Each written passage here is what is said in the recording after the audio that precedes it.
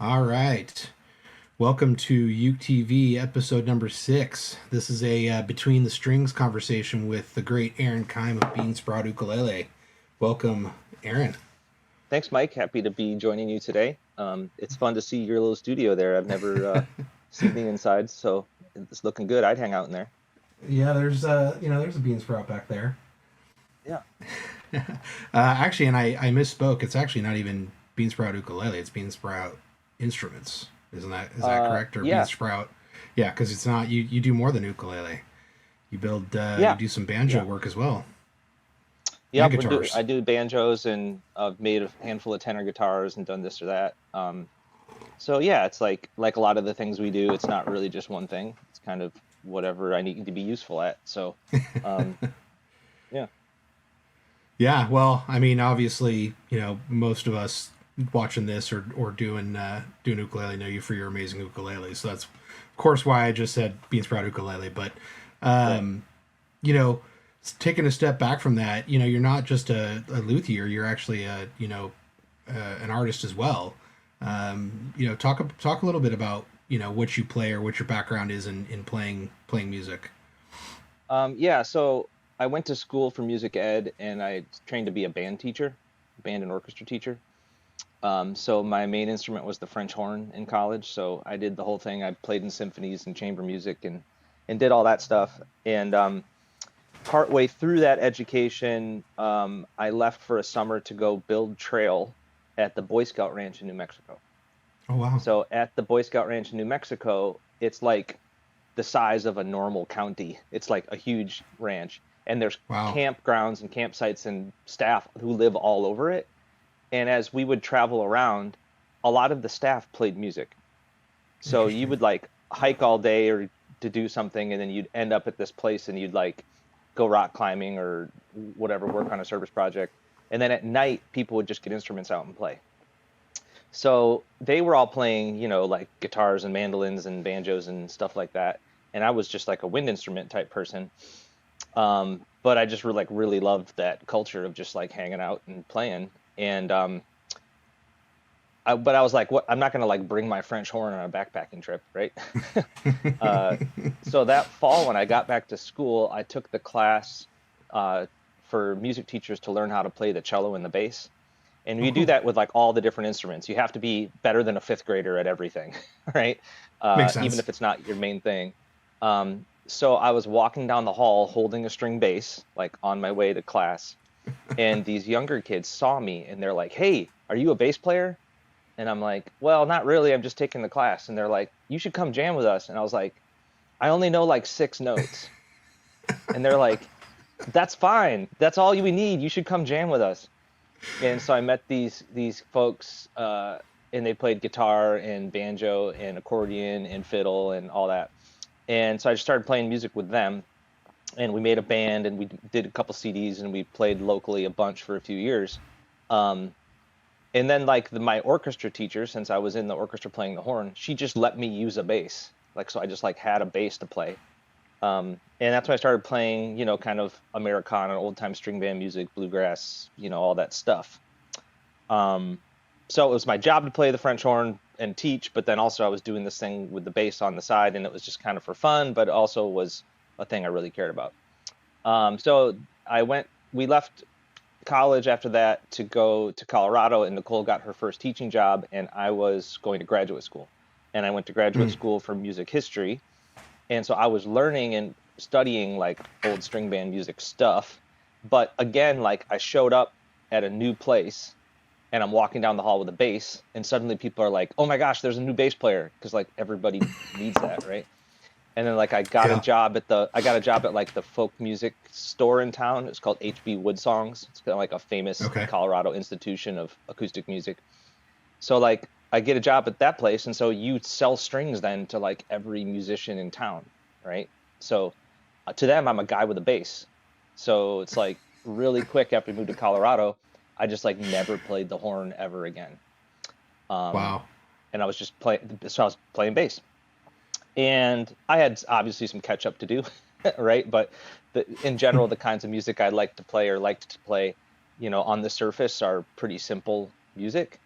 So, it's like if you know what you're doing, you can get around. And so anyway, but that actually was the place where I first played an ukulele. And at Okay. the store, at Wood Songs, there was a little Martin on the wall. And I would just like pick it up and play it just when I was sitting there with nothing to do. And this is right when all the Jumpin' Jim Beloff books came out. So it's Ah. like 2003, around in there. Yep. And so like Yep. I would just get a book and open it up. It'd be like Jumpin' Jim's Campfire Songs. And so it'd just like set it down on the counter and I would just play all the songs waiting for somebody to come in to do your job, right? And then it was like Jumpin' Jim's, beach hits or, what all those songs. There's like a ton of them, a ton of those books. And yeah, I just kind of fell in love with playing the uke then. And at that time in grad school, then I started a band, and we all played acoustic instruments, but we did all kinds of different genres and stuff. And that band lasted like 10 years, and I traveled Oh all wow. over the world and did all that stuff. Um, and in it, since most of us played the ukulele, we ended up at a lot of events and festivals and on that periphery a lot. And that band was called Boulder Acoustic Society. So we made like 10 records, and I toured all over and did the stuff. It was really fun. That's Um, cool. and like during that time too, it was like in the last 3 or 4 years of it, I was like playing a small tube amp with like a banjo or a banjo uke or a lap steel, like through a tube amp with effects on it. Like, like we're playing like acoustic music, but not really, it was like Right. we had drum set and all the things. And yeah, I'd be like, we'd fly in for a festival and I'd have like my little banjo uke and they'd have like a Fender Deluxe at the back of the stage for me to play into. So it was cool. It was a fun time. It was like a good way to spend your 20s. And yeah, so it's like I've always been the kind of person who played like multiple instruments. And over the years, it's just the ukulele has been the one that people kind of pay most attention when I play it, and I just happen to kind of be getting started around the kind of like flea market music used to be the only website and bulletin board where people talked about ukulele, right? Right. Like so I was on that like 2003, 4, 5, and then like ukulele underground with the old forum popped up after that. And like Yep. we were so like that kind of era of just getting going and started I started the YouTube channel, the first YouTube channel, like around that time when YouTube was small and weird and like almost anything could go viral. Yeah. Yeah. um yeah, so I don't know, that's kind of so I mainly specialize in playing like weird old American string band music. um my wife and I, Nicole, have a duo called the Quiet American, and that's a lot of Yep. harmony singing and uke and banjo and stuff. And then I play in a local band called the Junebug Boys, and that's like a pretty traditional string or small town string band. We play like country music and bluegrass and old time and whatever. And I play banjo uke with them, but mainly I play banjo and dobro. Um, yeah, so it's like I still, even though I'm in the shop most of the time, we're still doing quite a bit of music. But I'm glad we have the shop too. Yeah. It's For a cool. nice Of course. it's a nice balance. Yeah. Of course.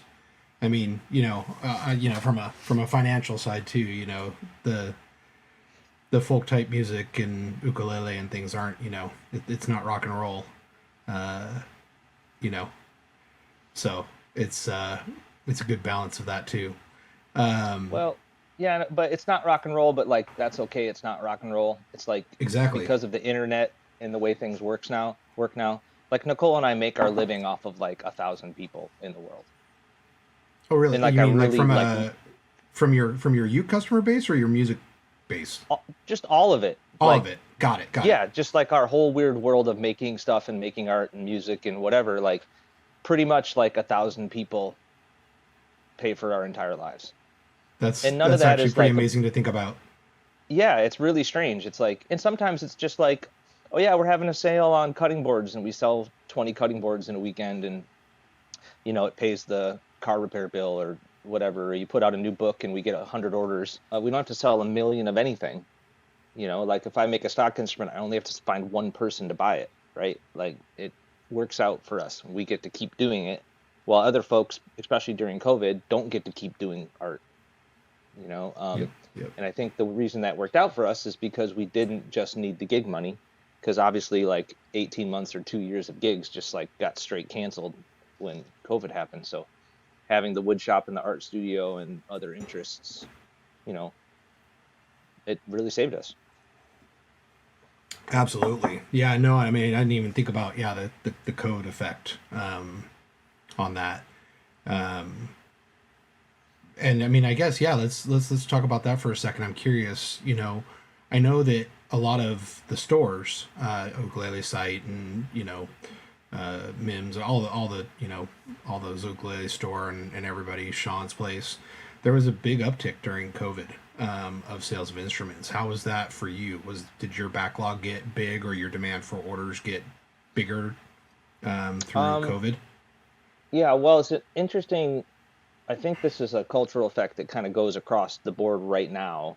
The bulk of like who is spending real money on ukuleles in general is retired people. Mm-hmm. I mean, I know that we think about lots of young people buying a $200 Kala, and that's fine, but like really, like the baby boomer effect since 2005 has been enormous. Yep. And so lots of those folks, they spend their travel money on ukulele events, right? They want to go, they go to this festival, they go to that festival. It's their tourism, it's their time off. And when COVID happened, a lot of those folks said, well, okay, all these festivals are canceled, so we're not traveling. And so a lot of folks just ordered another instrument because if you're going to be home, you know, take some Zoom classes, buy a few new books, sign up for somebody's Patreon, buy a new uke.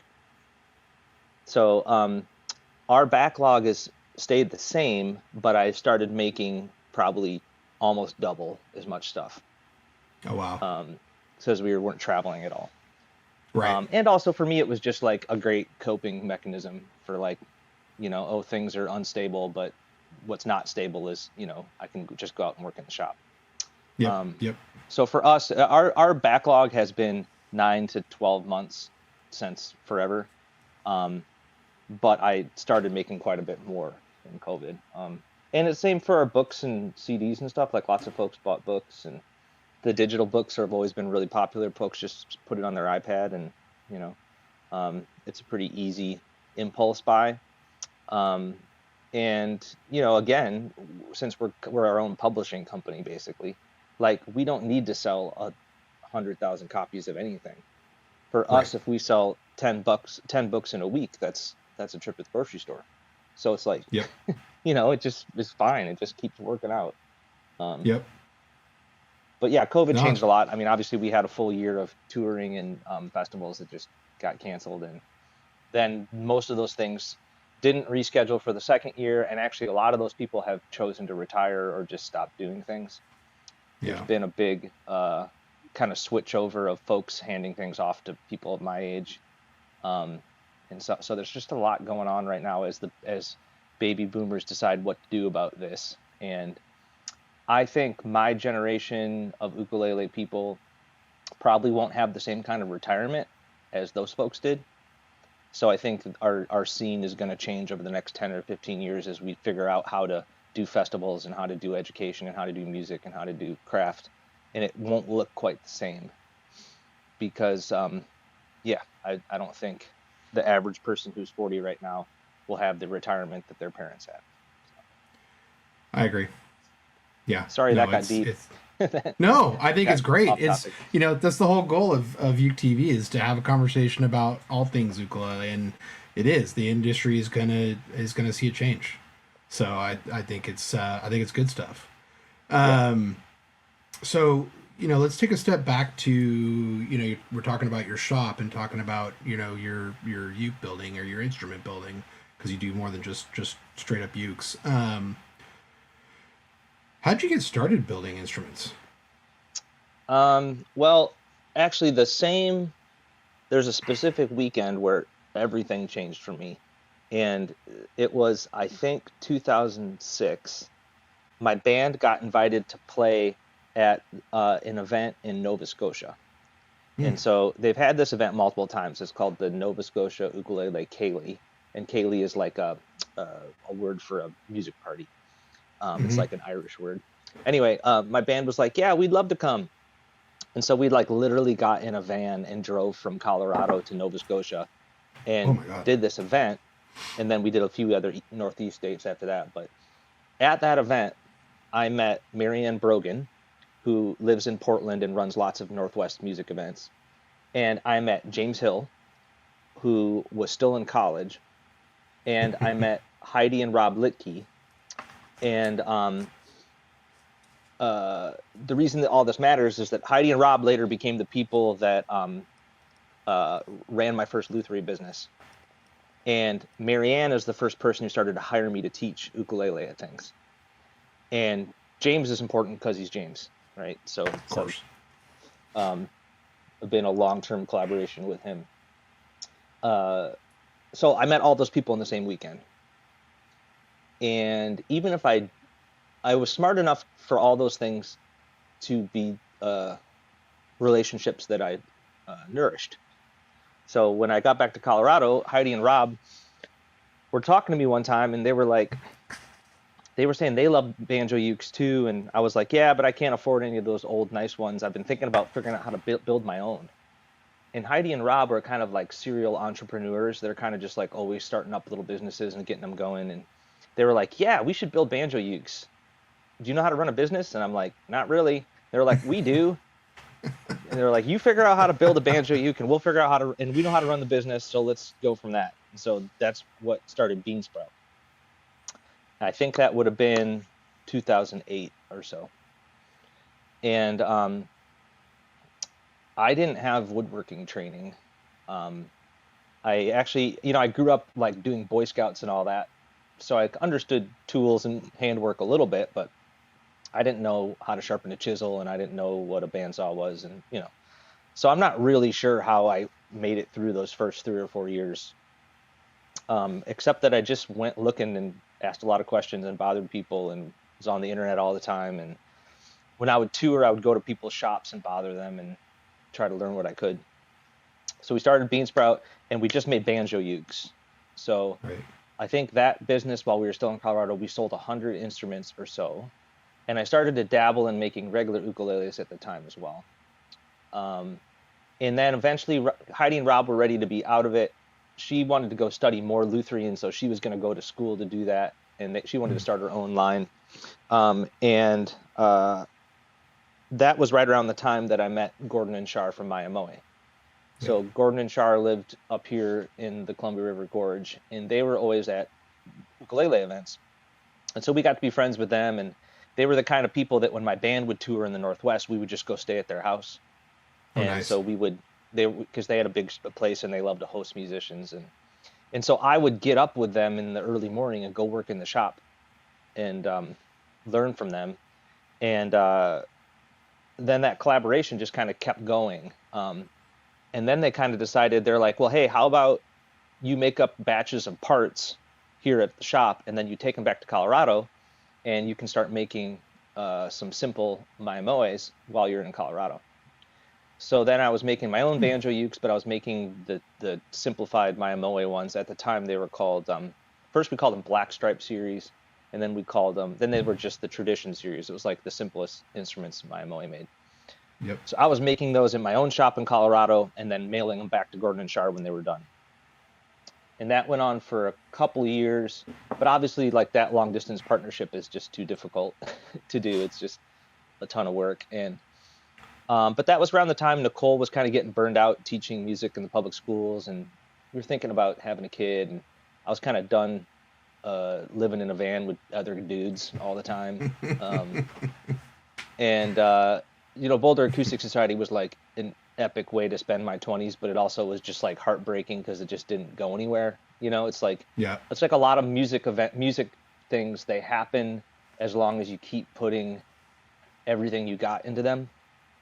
So it looks really successful because we're traveling all the time, we're doing stuff, we're playing festivals, but it's like unless something big happens to you, it's not a sustainable situation. Right. So that band just needed to kind of be done. So anyway, I was like, hey, Gordon and Char, we're going to move to Oregon, and I'm going to work for you full time, and we're going to have a baby, and I'm going to quit my band, and I'm going to work in your shop. And they were like, okay. And so we moved like 2012 to Oregon to work for Gordon and Char. And around that time, Mya-Moe was had like a 2-year backlog. I mean, it was Right. like we were really busy. And there were 3 of us in the main shop, and then Ben and Carrie were in their own shops around here making parts. And then Ben's wife worked on projects, and Nicole worked on projects too. So there was like 7 of us making Mya-Moes at the time. And I still got to go do all the ukulele events because Nicole and I would fly out to go do festivals or drive to do Right. festivals. So our duo was doing all those things, and we were, marketing the instruments we made. Um, and then, so for those years in the shop with Gordon and Char, I had my hands on every instrument. I did all the bracing for all the instruments. I did other little tasks for all of them. And then there were certain tasks that Char did that covered all of them. But then when it came time to build them, half of them went through Gordon and Char's bench and half of them went through my bench. So Got it. for multiple years, I made 50% plus of all the Mya-Moes. Um, and I was working for that. And in 2014, they told me they were going to retire in 2018. So I had 4 years to figure out, what I wanted to do. And we needed to buy a house in the shop because we'd been renting in Oregon. So as I was working for Gordon and Char, I was like planning ahead for what I was going to do next, and I decided that I was going to relaunch my Beansprout business instead of taking the Mya-Moe business, Got it. which I could have done. But Gordon was like a really master business person, and Char was really clever, is really clever. They knew that like they're just really good at business. They had come from high tech world, from real money making enterprises, not just art and woodworking, right?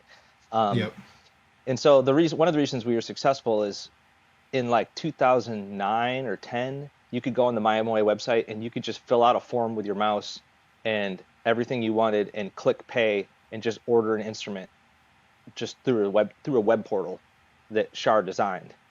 So that was a time when like every Luther person's website was like, call me to make an order or Right. send me an email and I'll tell you about pricing, and like Gordon and Char were like, nope, we're doing it proper so that, I'm getting my instrument in August of 2011. It's got all these features. It costs this much money in the queue. And then they ran everything off this database. It was just like really slick. But at that time, nobody had a way for you to just buy an instrument online, except for Yep. like Guitar Center. Right. Maybe like I think that's it. Like there was no other way to do it. So that was one of the things that they did just at the right time that um, made it all go.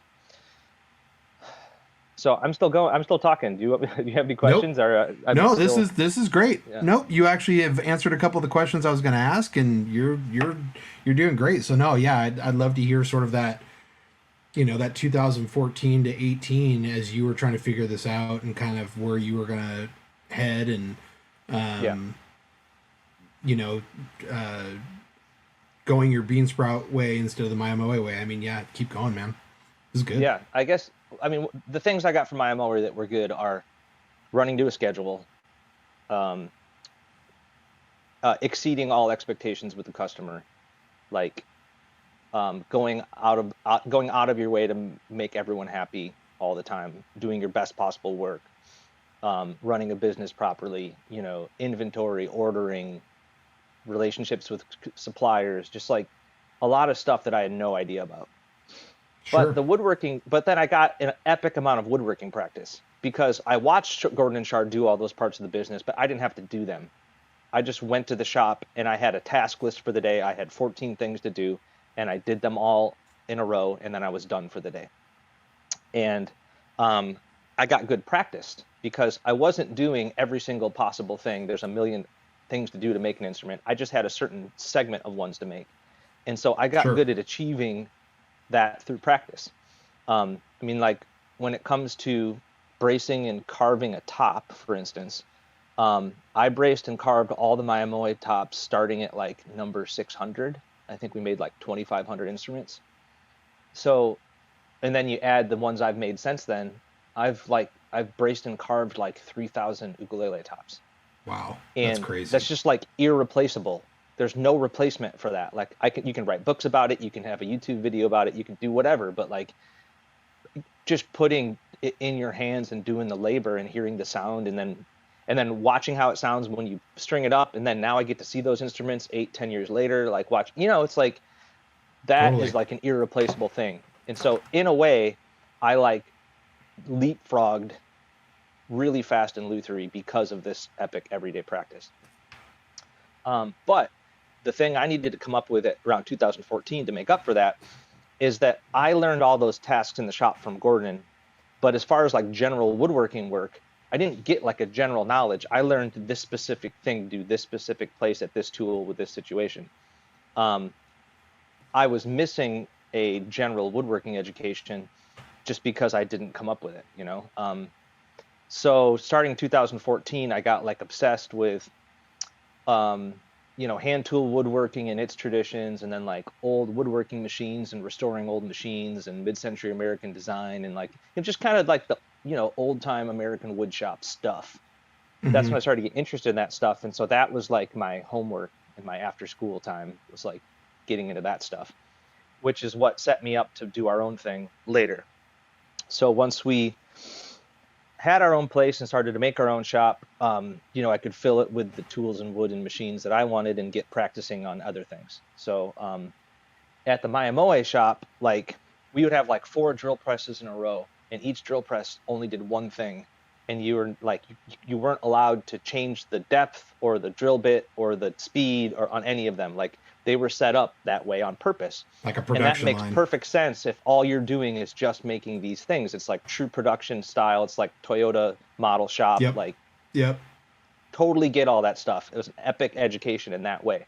But if you were like Gordon, I want to make a birdhouse for my mom, he would be like, not in here, you're not, right? Because you couldn't drill a hole that wasn't an ukulele hole because you were not allowed to change the depth stop, right? I mean, like it Right. wasn't a general woodworking education; it was a Mya-Moe ukulele education, and Sure. that's a really good lesson to learn. Like, totally get it. But I wanted to make a shop for my own shop where I could build my kitchen cabinets and I could make these things. Right. Um, and so that was my own process I had to go through. Um, and that was, and it's good. That was outside of the bounds of my job at Mya-Moe, right? Like that stuff is extracurricular at the moment because we've got to get these things strung up and out of here because folks paid for it. And, the backlog there was epic. And we never missed a delivery date. It's like we had everybody's instrument done when they were supposed to all the time. So, um, good lessons to learn. But the other thing is, like Heidi and Rob, Gordon and Char had started and sold and retired businesses like multiple times in their careers, right? So Right. Mya-Moe was like the coolest thing to work on for a while, but they were older than me and just ready to be done with it. So I needed to take what I could learn from them and go on without burning out. Because in reality, Gordon and Char had the financial means and the time means and the life situation where they could choose to be done, Right. right? But I was like, not. I've got a kid, got a family, I've got a lot more years to do this. I got to figure out how to do this stuff without burning out, basically. Um, because running Mya-Moe was a ton of work for them. I mean, they were Sure. epically famous for like returning people's emails, the moment they came in, awesome customer service, but it's easy to burn out on emails. Oh yeah. I mean, all of the businesses, especially when you've got a 1 to 2 year backlog. I mean, that's a lot of pressure to be under, even if it doesn't feel like it, because you guys are efficient and you're enjoying it and everything else. It's pressure, and once you establish that sort of baseline expectation of accuracy and deadlines and expediency and email returning and all that stuff, you're not gonna change. You're not gonna back that off. So now Right. you're building it on top. It's like, oh, you get up in the morning, oh, I'm not feeling that well. Well, it's not like you're working at a corporation where you can hand stuff off to somebody else. Really, it's even though you guys have a team, you're still a small team, and you all got your jobs. So it's a lot of pressure. I mean, I run my own photography business, so I know what that can be like. It's a lot of fun, but it is a lot of pressure when you just even if you're having a day where you're just not feeling it, you're like, well, I don't, I gotta go do it. There's not somebody else Yeah. there to do it, or I can just pawn it off on a day. No, there's an event that I gotta go do. So here we go. So Yeah. it can be some tiring pressure to do, but Yeah. And I you think know, I wanted to have, I mean, I learned, I did bring a lot of their values inside of me that have made Beansprout run properly. But I also wanted to have this shop space be a place that I could experiment and play and try a new thing and learn about a new tool and test out a new kind of wood, or just make something with Henry, or just like just ride our bikes over jumps in the yard for an hour. It's like I kind of needed that, a little bit more of that flexibility. Um, and we still meet our customers' deadlines. But it's fun building bike jumps too. It's a little bit of well, both. no, I mean you've taken, and as we all do, right? It's even when I worked in the corporate world for 20 years, when you move either to a new job, I was at Microsoft for 16 years over two different stints there, and you work in a job or a team for a few years, and then you move to a new thing, and every time you move to a new thing, you're always you're kind of combining two or three different things. You're taking some stuff you learned from the old team, you're learning stuff from the new team, and you're of course adding in your own mix of stuff. Yeah, And that's it's kind of what you did. You took some of that great learning from Mya-Moe from those guys, and then but you're Aaron, and you're Nicole, and you're your own family, and you're Beansprout, so you're not Mya-Moe, and so you're gonna do your thing. yeah. I mean, there was a little bit of a generational shift too, because, like I said before, like Gordon and Char made their own website, and they were like running that thing with, it was like state of the art web development when they did all that stuff. And they were like, "Oh, if you're going to start Beansprout, are you going to, if you don't run your database off PHP and blah, blah, blah, blah, blah, how are you going to do Oh this?" geez. And I was like, "Oh, well, Nicole and I are just going to use Squarespace for our website."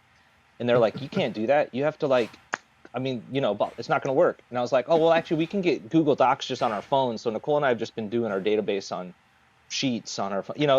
Things Yeah. changed with I can sell everything I need to through our Squarespace site, and I can run a gallery and a blog and a YouTube. It's like now it's like kind of right. It's all right here. Yep. Uh, it's because the world changed in 10 years. You know. Yep. Yep. And I remember like Gordon and Char made that website by hand. They worked on it every day.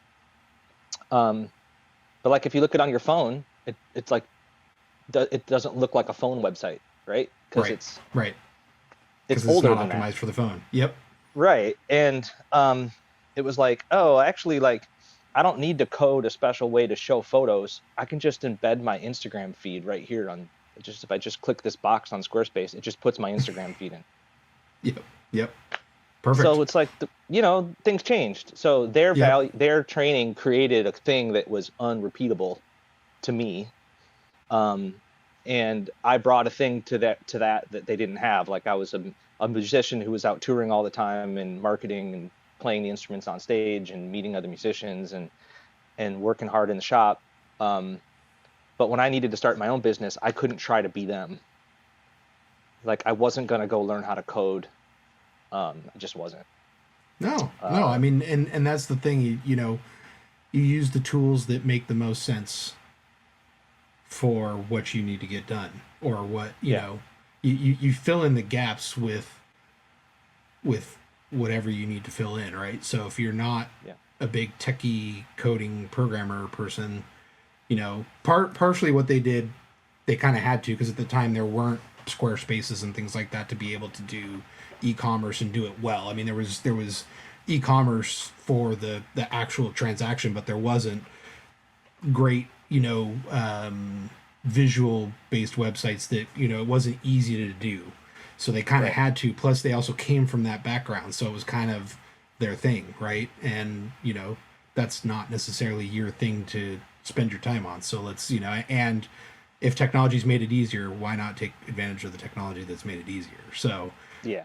I get people actually asking me all the time about, ukulele websites or things that they're doing. And, I'm like, you could go WordPress route, which is great. You've got all the tools and power that you can do, but you have to manage it a lot more. Or you can, exactly like what you're doing. I'm like, or you go the Squarespace route. And yeah, sometimes there's not as much flexibility, but they're always adding features, and your site's going to look pretty and you're going to be able to sell stuff. And it's going to be super easy to just drag and drop pictures in and add, like you said, it's just, it makes it so much easier. So why spend all this extra time if you don't have to?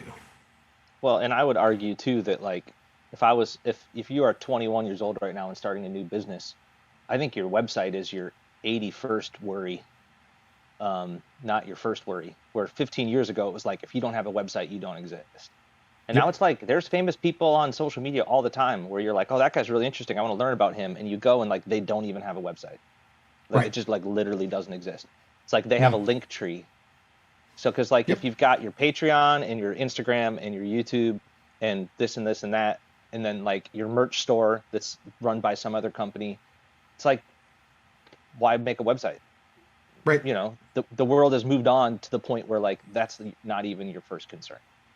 Right. Because Um, that's not where they're finding you first. Usually, it's like where do some of these people, like, I don't know if you've heard this kid boy with uke, mm-mm.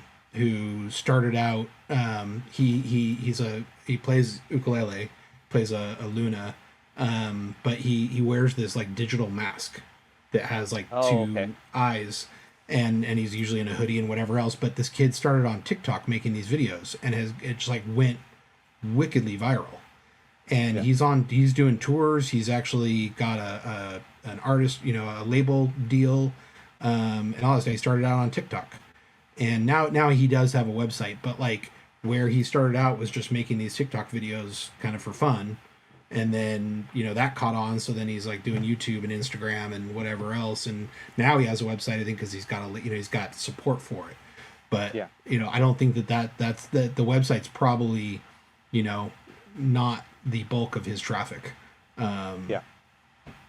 I think he's got one because it's you sort of do now. But I think you're pointed out like Linktree or something like that is kind of where people that is in some ways people's websites now because they're doing stuff off of Instagram where you can only have one link in your bio. So let's make a link tree or link in bio or any of those kinds of things. And that is kind of the way you reference to stuff. Like you said, your merch is off here and your albums are over here, and your music's here.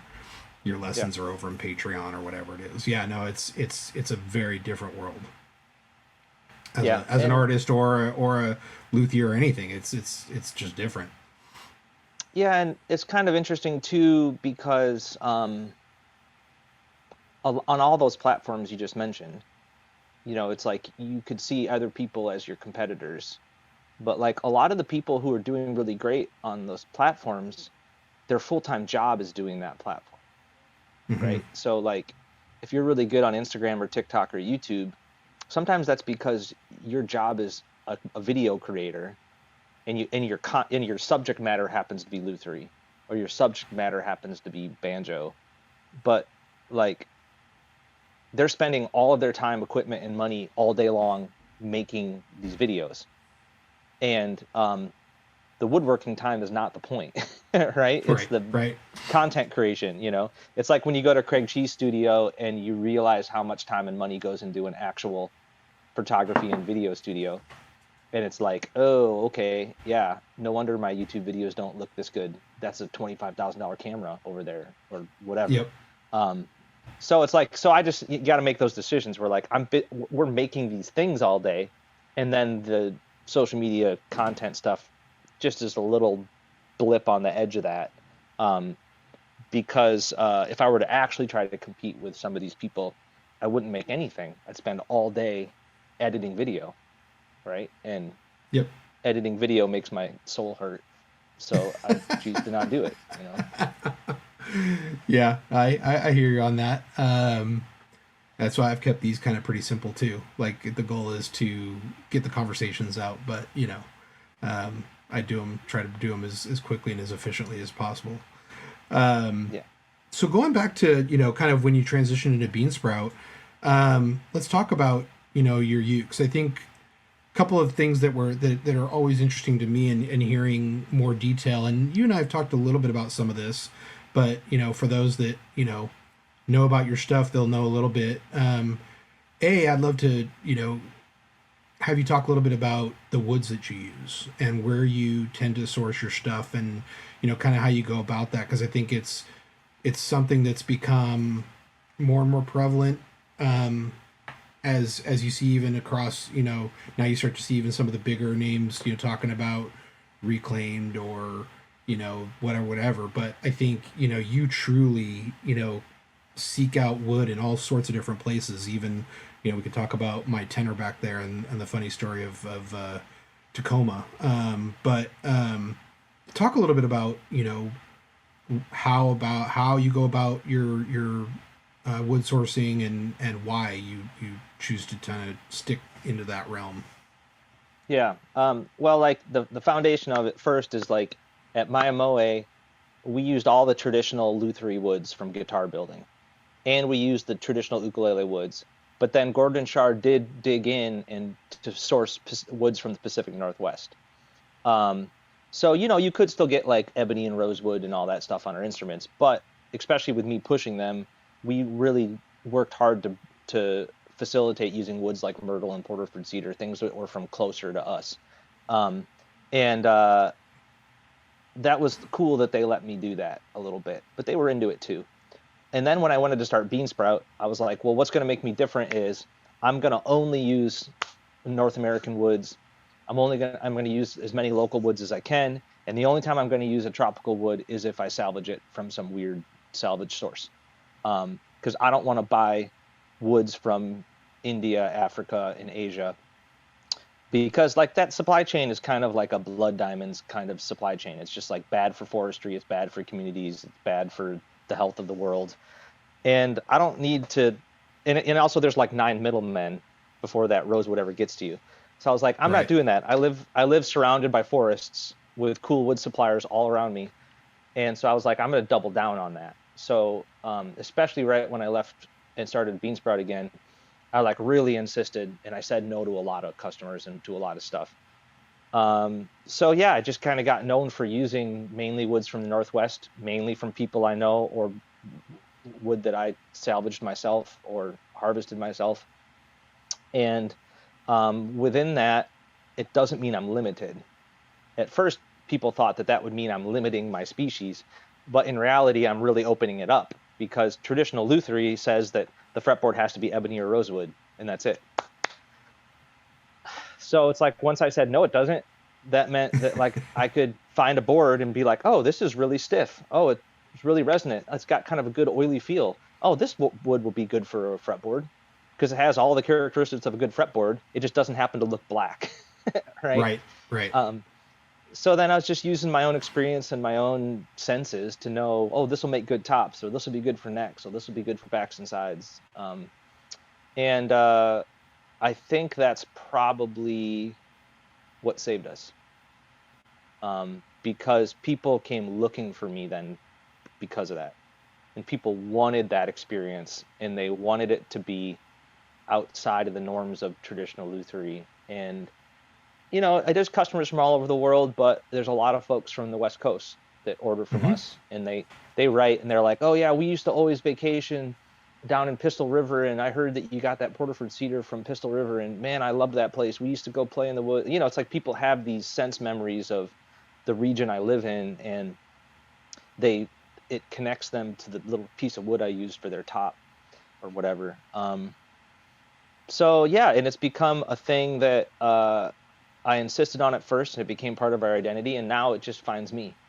Folks just know what I'm into, and so I just stumble across stuff all the time that's going to be Yep. useful. And I have in the last 3 years, I have used more traditional woods and more tropical woods, but they've all come from salvage sources, which is fun because I just can't bear to waste anything. And other kinds of wood businesses have incredible amounts of waste. So I can get the chunks from a cabinet shop or from somebody else's shop where they, had leftovers of this or that, and their scraps can make our instruments because our instruments are tiny. And if you build Yep. a whole kitchen, you know what I mean. It's like, a whole kitchen worth of maple is a lot of maple. Right. But one banjo you can easily come from the burn pile from a kitchen build. So it's more labor for me, but there's no money in any weird middlemen's pockets. And everybody I do pay money to, I believe in them and their place in the community. And I just get to use up waste products. So I think it's kind of a smart choice for, if I am going to use these precious trees, I might as well use every scrap. Well, man, some of your woods are so, they're like wicked looking. You find these diamonds in the rough. I know, like you built the crazy koa. You had a crazy, like almost like quilted koa that you'd built from actually it was a burn pile. It was a burn pile piece that I think you grabbed from Mya-Moe when they were wrapping up. You kind of dug through and found this one piece that had some knot holes and some knots in it and things like that, and you kind of salvaged it and made some wicked looking koa stuff. Every time I see one of your ukes, there's always something interesting and fascinating that are in the natural wood of the uke that you build, which is what I love looking. Every time I see one of your posts coming in, I always tune in, just because I dig you and your stuff, but like I'm always kind of curious to see what the natural beauty of the thing that you built is. Yeah. Like the Alto, I don't even know if you have it near you, but the Alto that you just posted. Yeah, one sec, it's right here.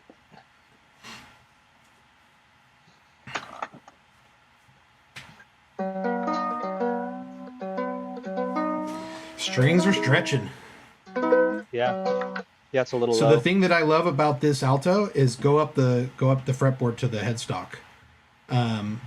The grain pattern coming off of from the fretboard up onto the headstock, it has this like almost natural continuation, the way that it kind of exactly. It was the first thing I noticed when that thing got posted. I was like, okay, that's really cool. It's just got this really cool, flow to it, right? And Yeah. you didn't, that's what the wood characteristic presented to you, and you saw, and you used that. And you went, okay, this would look cool. I'm going to use this for the Yeah, and fretboard and the headstock. I gotta really give credit to Char when I worked at Mya-Moe. Char was like had a really beautiful artist's eye, and she had a great imagination. And she taught me how to do wood layout. And so I've just taken what she taught me and put my own heart behind it, you know. I love it. Because we still constrained ourselves a little at Mya-Moe because of our design and our situation. Like we didn't go crazy, but she was just really good at laying things out, and her artist's eye was really important to me. So like when you have this choice, like it could be this way or it could have been this way, Mm-hmm. right? So this could have matched. You know what I mean? Right. You It could have could have done gone that way. right. Right. Yeah. And it would have been equally cool in its own way, right? So why did it do this that day? I'm not really sure. I mean, because sometimes in the shop it's kind of like improvisation. I'm just like moving on to the next decision, and I just do Sure. it quick and keep going.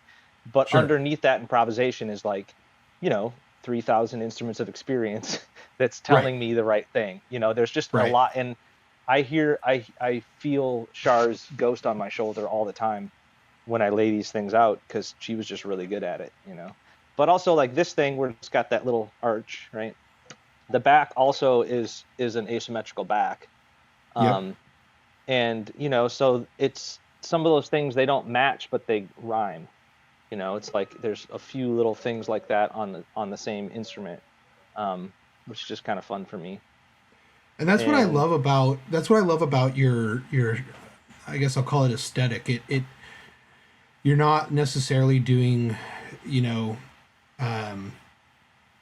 perfectly book matched. You know, everything is like finely lined up. That's not always what you're not like seeking that out. Obviously, your stuff, you're finding quarter sawn, or you're doing whatever. It's not like the quality and beauty aesthetic is anything less. It's just that you are what you're looking for and what you're designing for is not necessarily the same as you'll see in other ukes, and that's what I love. Is it has a very organic, it has that organic, reclaimed or salvaged, look and feel to it. Like but it's but it's done in this artistic, beautiful way. That's what I love about what you do. Yeah.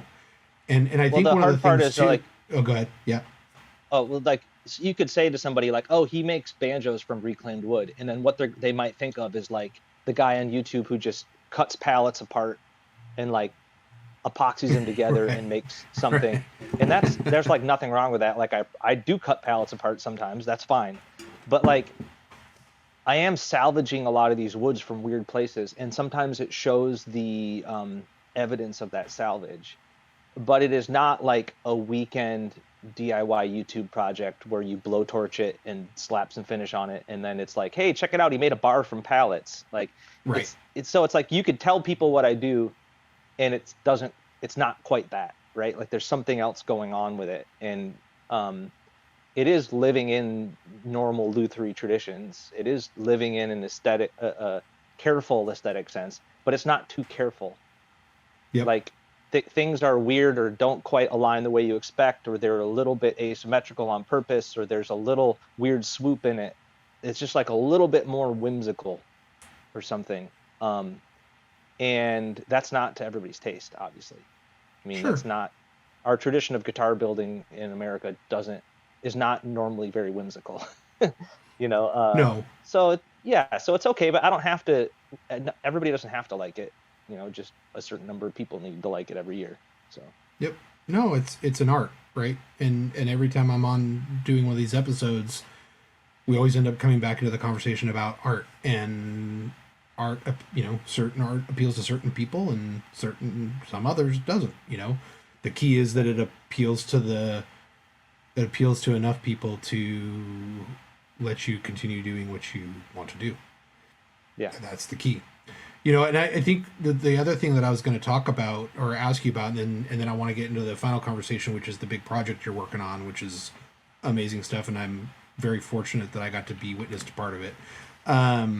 Is it kind of comes into your design aesthetic, but just in general, you build these amazing quality, very clean, beautiful sounding ukuleles. And when people hear the term custom nowadays, they think three, four, five, six, $10,000 ukuleles with the Mya-Moes, the Petroses, the Divines, which I mean I have those as well. But your price point is always in that 1,700 to 2,000, $2,200 range. Yeah. And part of that I know is that you're not doing crazy inlay work and things like that. But talk a little bit about your strategy or why you've sort of stuck into that range. And I mean, you've been doing this a while. It's not like you're a new luthier trying to establish yourself and then working your way up to these crazy price points. You've sort of set this way, and I know some of that comes from Mya-Moe as well, because there's a price range that those were as well. Yeah. Yeah, I think a certain business type of person would try to get us to raise our prices. And over the last few years, we haven't technically raised our prices in 3 years, but I have worked a little bit harder to make sure that if somebody is taking extra time or extra care from us, that we do reflect that in the price of their instrument. Sure. Um, uh, but yeah, I make simple things that don't cost that much money. And one of the ways I do that is they're simple things. So I they might be fancy sometimes, but I'm not doing the kind of fancy that a $5,000 instrument often demands. I'm not doing 6 layers of purfling that's mitered together at the certain joint, and then it's like there's a fussiness that comes from buying a $4,000 or $5,000 ukulele that I don't operate that way in the shop. For me, it's the rhythm.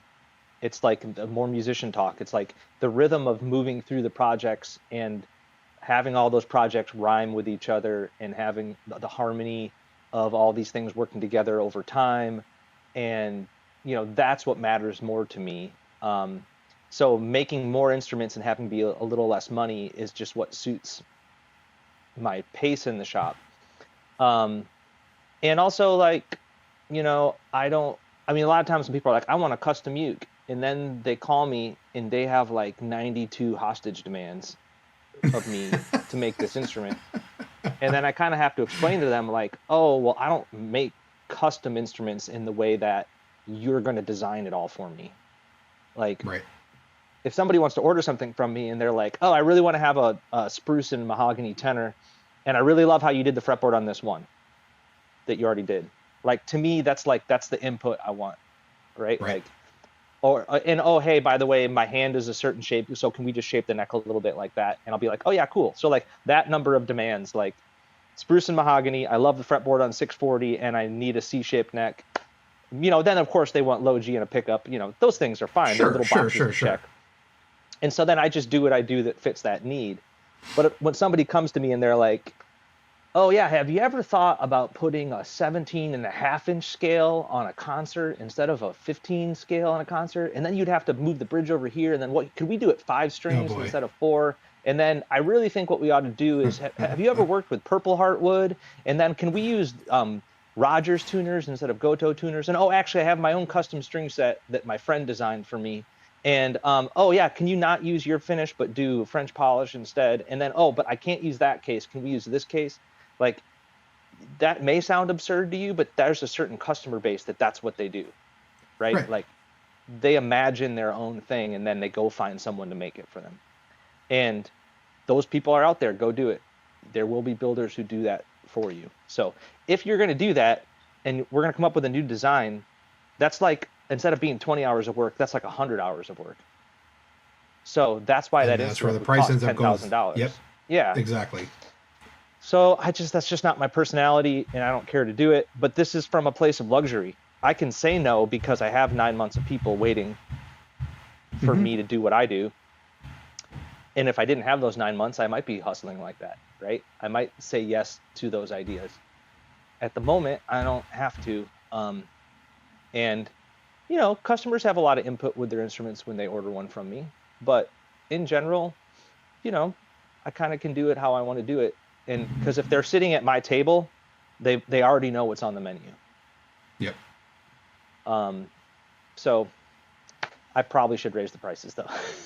Well, I'm leaving and money on the that's table. definitely not well. I mean, and that's a business decision. And if you were to make that, I'm sure that you would continue to have your orders that you have. But I think that I think my point was not necessarily that you undercharge, which I knowing your quality, I probably do think that you could probably charge a little more. But it's more of the you've sort of chosen. It was the conversation you just had, or the statement you just made is you set this this range and expectation of the types of woods, the type of build. You're not going to do crazy inlay. The fretboard's not going to have all sorts of crazy inlays and headstock work and things like that. That's not the design aesthetic that you do. It's not what you're trying to spend time on. You've got you're focused on a very specific type of thing, and that's how you've set this up. And I think it's phenomenal. And I use Beansprout all the time as an example to people of a custom single luthier hand built ukulele you could go get at a incredibly reasonable price if you're wanting to get into that. And the woods you're going to get are going to be top notch. It's going to be very well built. If anything was to ever go wrong, the guy's there and he's going to, obviously as long as you didn't do something stupid to it, he's going to be there to check it out and help you out. And Yeah. I mean, I use Beansprout all the time as an example of a uke that people can go buy. And if you're looking to make that step up into that realm, this is a guy you should go look at, because he's doing all the things that you would definitely want out of a uke. Now, of course, there's other things you want, like you said. There's lots of other builders that and I have lots of them, and I love them all for different reasons. But depending on what your goal is, man, Beansprout builds, Aaron builds an amazing ukulele. that you can get at a very great price. I think the thing that matters a lot to me too is that a hand-built item is a precious object, Yes. but I want to make hand-built items that aren't that precious. So Right. like if That you you're like gonna, kit yeah, gloves. I don't, yeah, I'm not, I don't want to build you an instrument that you're gonna go camp on the beach with for 4 days and ruin it. But I want to build an instrument that you'll take in the case to the cabin for the weekend, Right. right? Like, and some of my colleagues make instruments that people would never take into public. Like if it's $9,000, like you're not going to go to your friend's backyard party and play it, right? I Right. want an object that you love and take care of, but you use it and take it with you and it's your companion and you use it and it looks used and you wear it out and I want it to be an object of interaction with the world. Mm-hmm. And I could probably come up with ways to make one of my instruments be worth $5,000. But then Oh, the person sure. who bought it would treat it like a $5,000 item. Um, and just my philosophy doesn't quite rhyme with that. Um, so I kind of, yeah, I just wanted to get used and played. And I think if when they get to a certain point, they're not getting used and played like I would want them to. It's perfect. I love it. Um, let's switch over and let's talk about the project that you've got going on.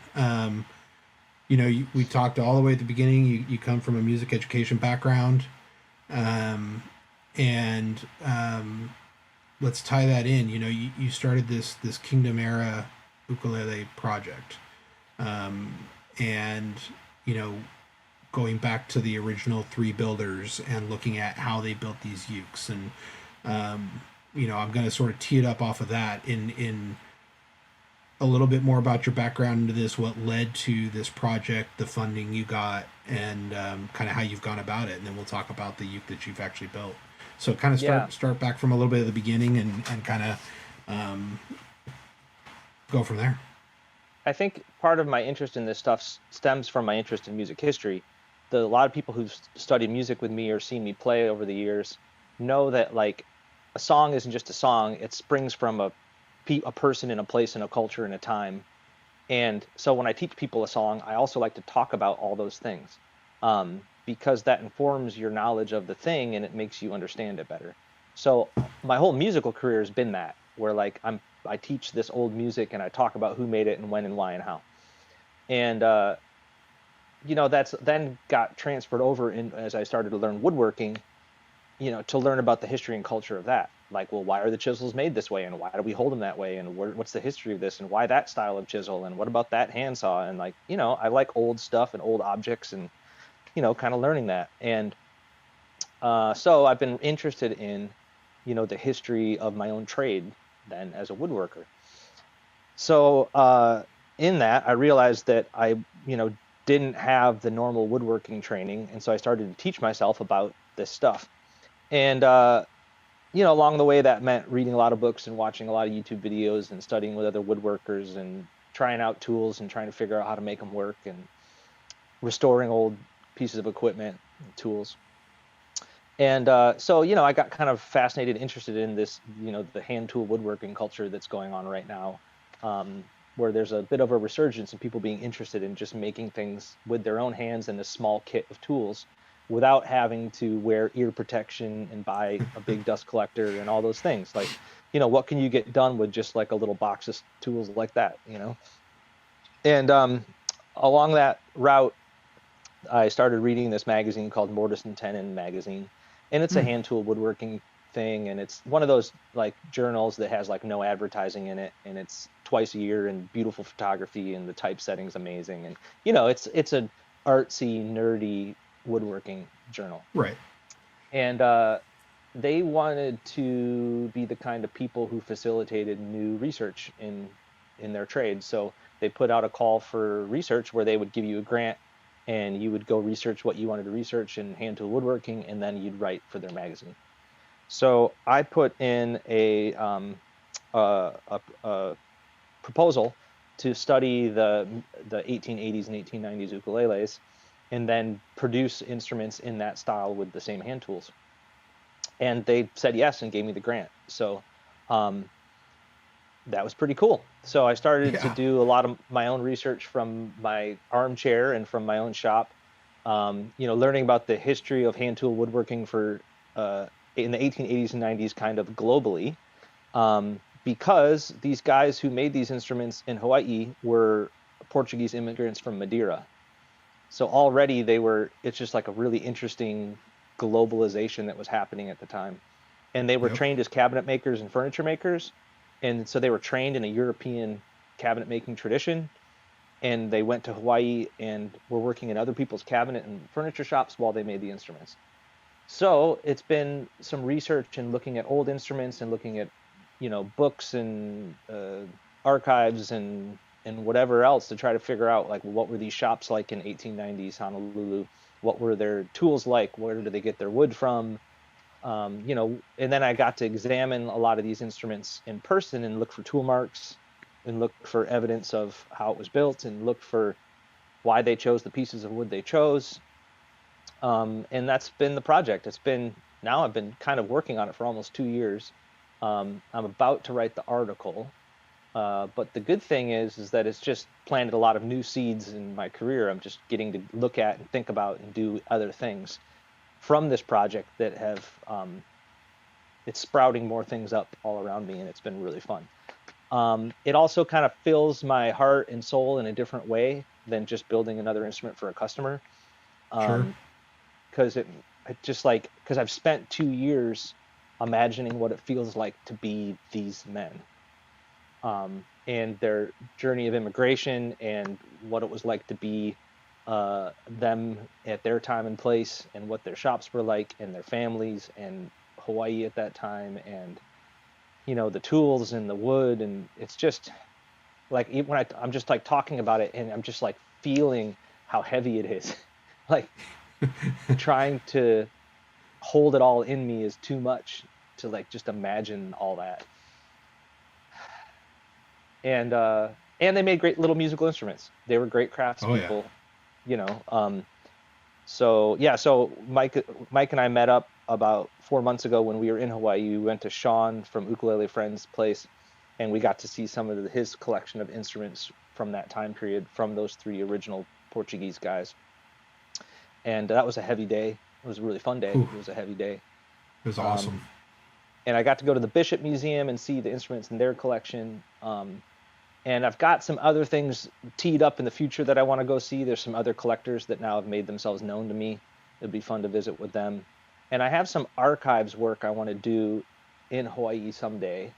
Um, and what I want to focus on is not necessarily these three guys, because John King and Jim Truncata have kind of done a lot already about their what's in print about them. But I'm Yep. kind of interested in the building trades and lumber importation and the lumber mills and the hardware stores that sold hinges and glue. And, I'm kind of interested in that other stuff.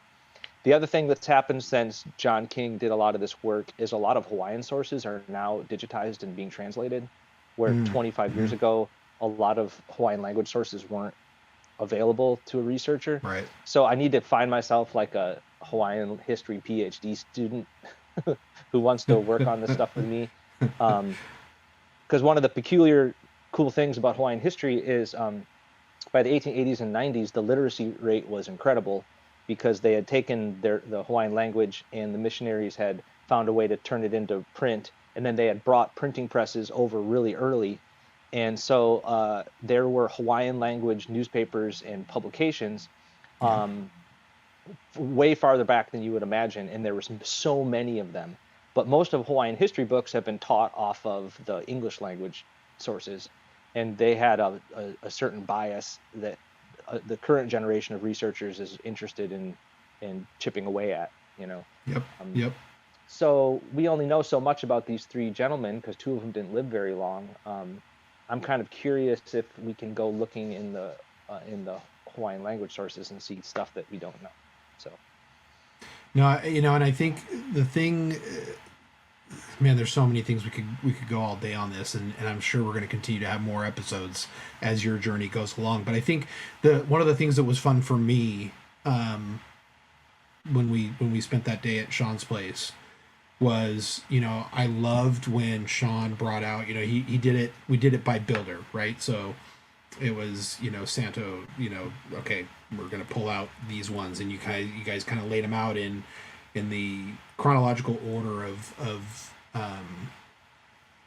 when you thought they were built.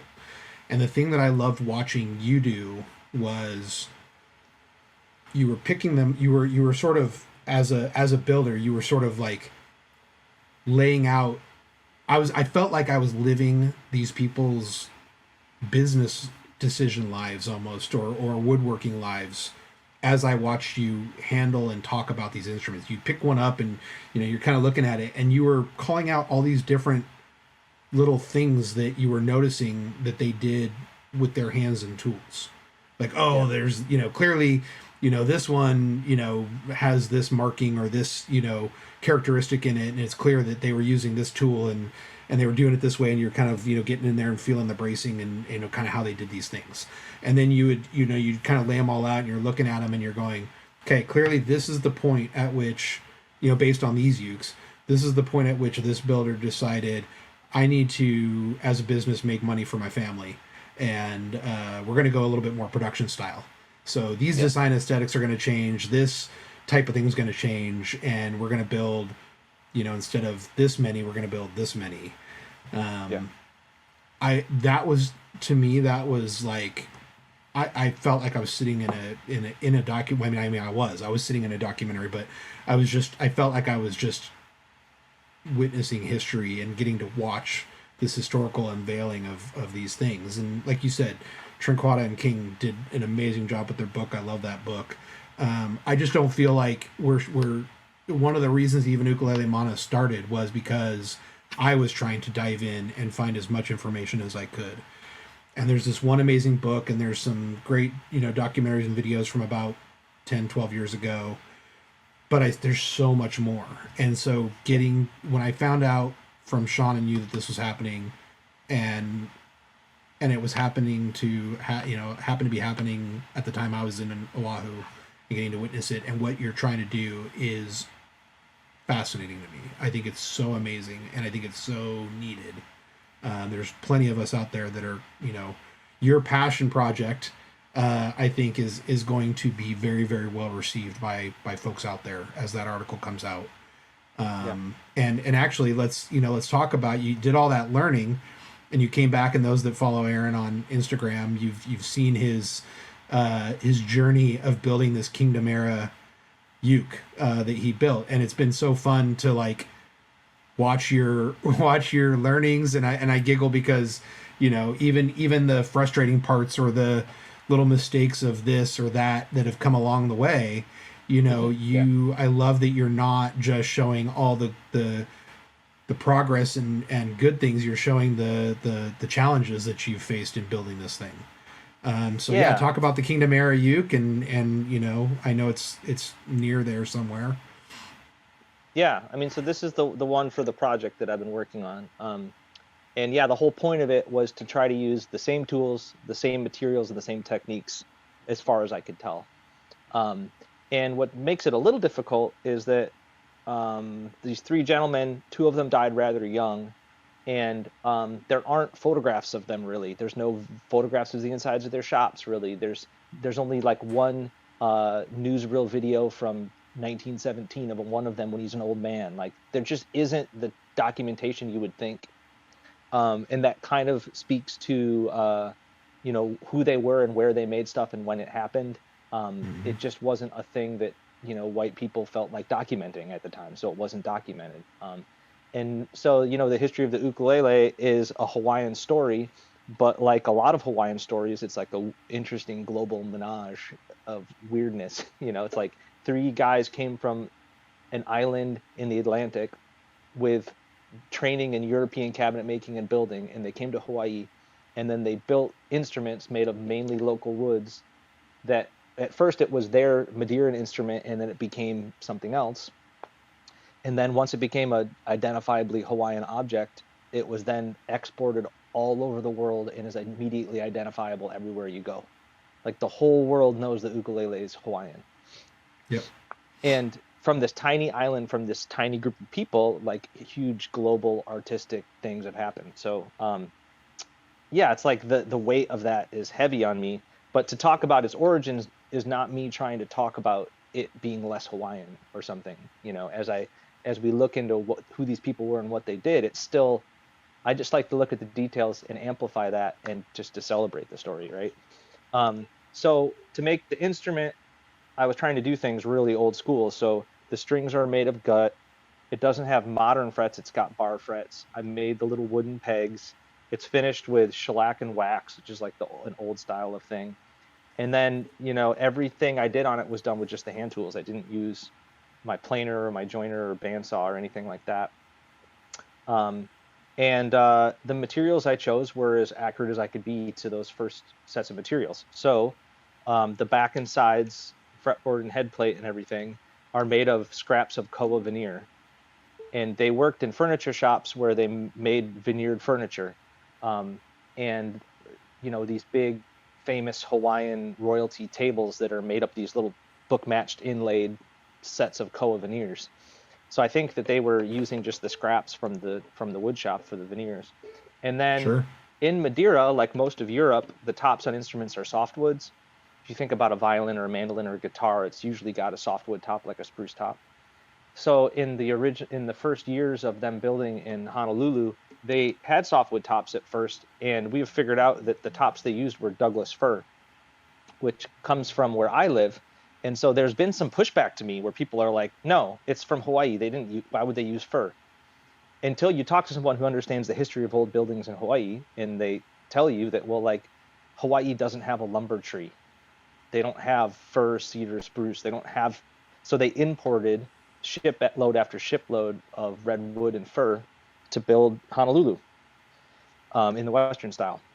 And so, yeah, that I noticed on some of those old tops, they looked like Douglas fir. And when I brought it up to Sean, he wasn't quite so sure at first until he set one of his instruments right on the fir floorboards in his Honolulu home Yeah. and noticed that, like, yeah, it's the same thing. Yep.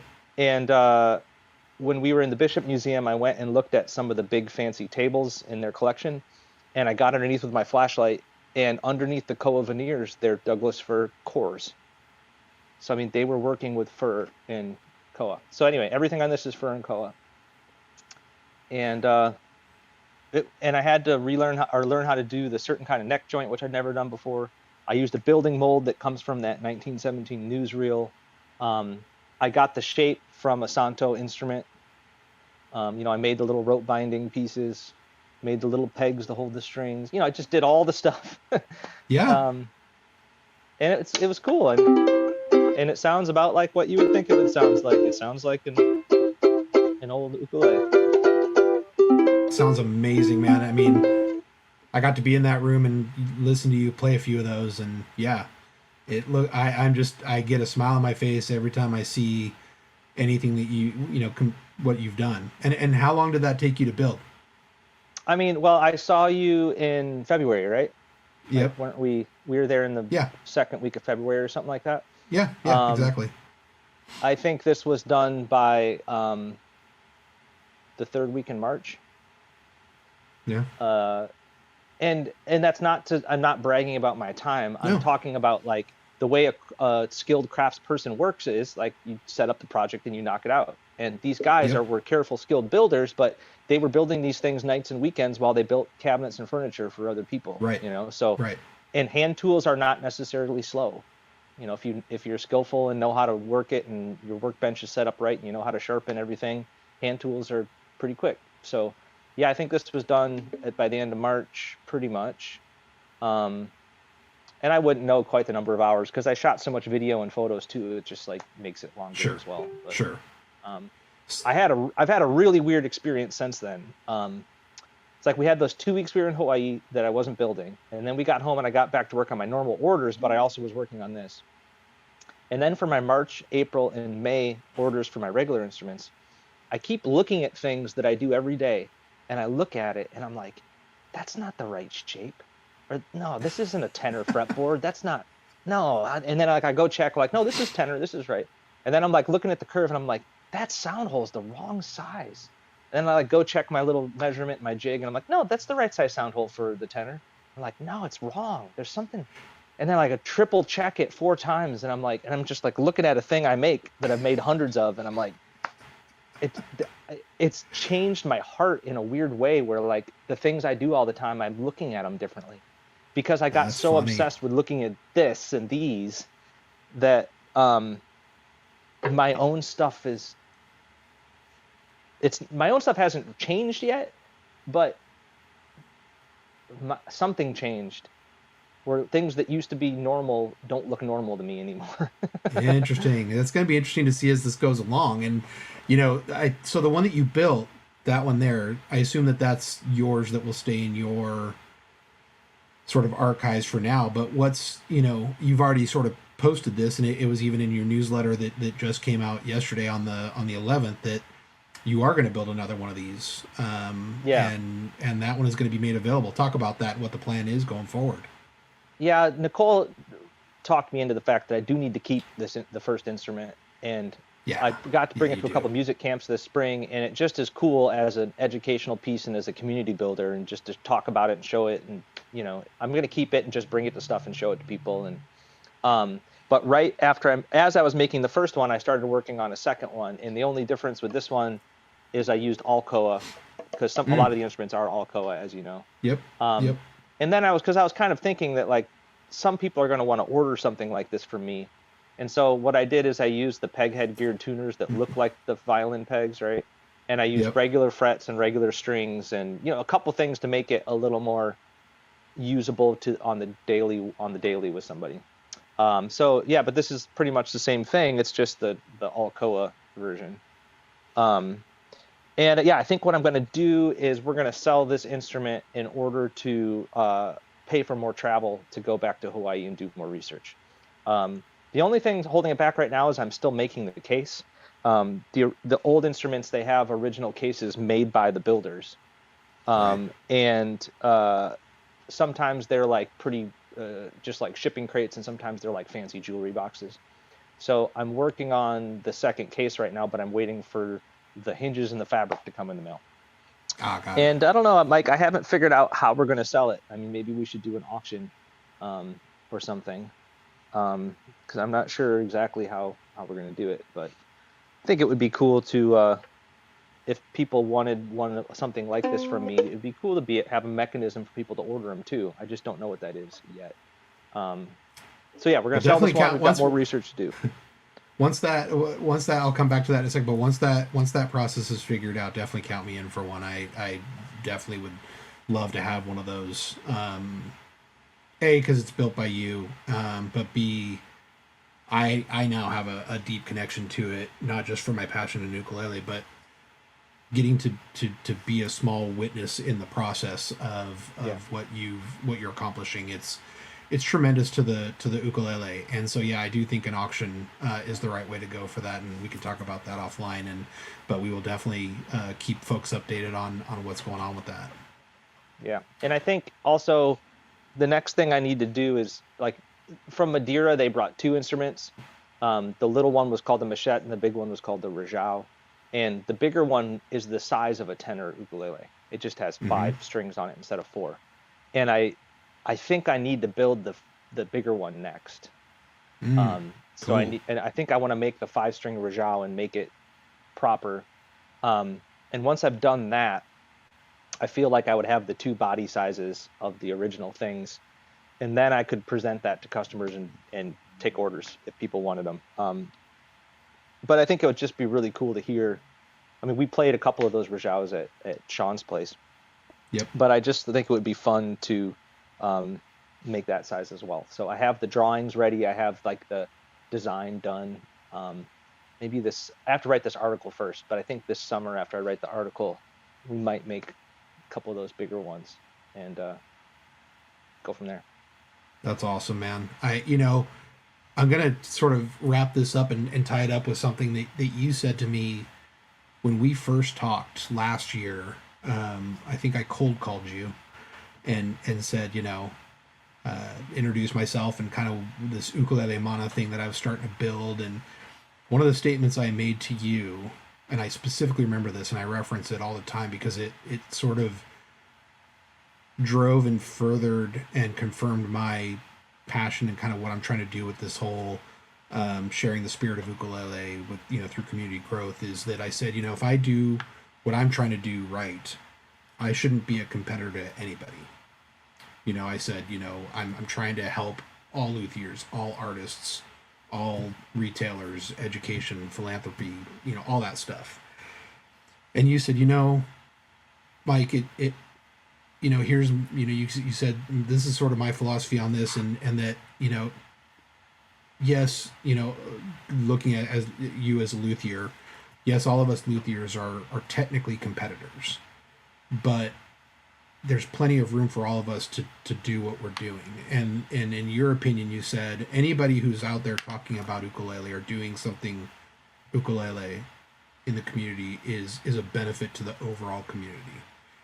So you guys as luthiers, yes, you're competitors, but you guys talk and you share, and you're out there, and so even if there was some competitive pieces into what I'm doing is helping the community as a whole, which is good for all of you, for all of us. Yeah. And that stuck with me. It has stuck with me. I've actually referenced it. I've talked about it. There's a few of you out there that have been inspirational to what I'm trying to do, and that statement you made to me that day really sort of hammered in on what I'm trying to do, and sort of just gave me an extra resurgence. And the reason I bring that up is kind of coming back to your project. What you're doing on this is so huge for the ukulele industry as a whole. I think you're going to find, I think your existing customers are going to be fascinated by this, but I think you're going to start to uncover possibly some new fans and some new customers into what you're doing, and also for the fact that what you're doing, I think, is going to be a big timestamp in this historical piece of trying to bring out some of the knowledge that a lot of us have been seeking as to how this whole thing was done when it first started. Because, like you said, there's not a lot out there. Yeah. Yeah, I think we just need to amplify this amazing thing, and if it wasn't for the amazing upswell of how awesome Hawaiian music and culture is, I wouldn't get to be in Oregon on the fringes of it doing what I do, right? Mm-hmm. Like, I need the people who are in Hawaii who are just doing the normal koa tenors. I need them to exist and be awesome, right? Yep. Because their impact on the world is so huge that I'm just carried along on the wave. Um, and yeah, I think we all have our own little thing to share, and um, I'm happy to be a part of it. It's just a blessing to get up every day and get to do this weird stuff, instead of framing houses or whatever else I could be doing.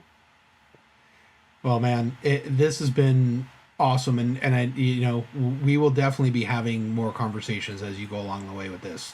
I think once that second one gets built and kind of going forward, we'll talk about that. I think we'll be talking about your Rajao, and everything else going forward with this. I think there's definitely more UkeTV episodes to be had with conversations with you as this goes along. So, yeah, look, man, I appreciate you taking the time. I know you're a busy guy, but I really appreciate you carving some time out to talk. Yeah, thanks for having me, and just love talking about this stuff. And so it's cool to have a great sounding board for my ideas with you and UkeTV. So yeah, we'll keep it up. All right, buddy. Have a great one. Yeah, cool. Cheers.